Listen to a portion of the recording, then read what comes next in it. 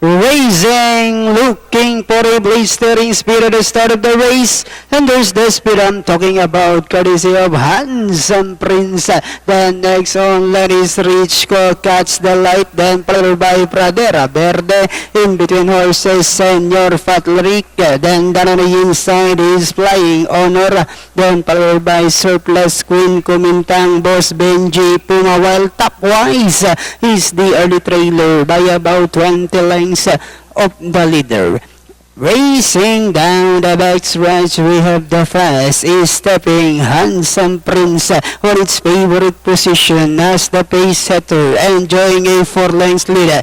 Cuts the Light in second, moving up is Flying Honor. Richco, Pradera Verde is down on the inside, Kumintang, Senor Patrick, Puma, Boss Benji, Surplus Queen, while top-wise is still racing less. And at the fourth turn, we had Handsome Prince enjoying a 6 lengths lead.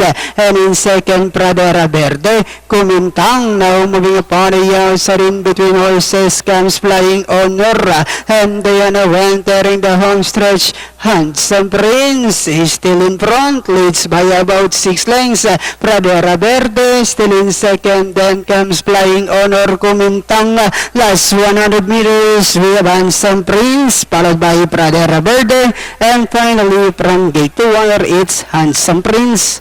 Second is Pradera Verde, third Kumintang, Flying Honor, then comes top-wise close with Surplus Queen.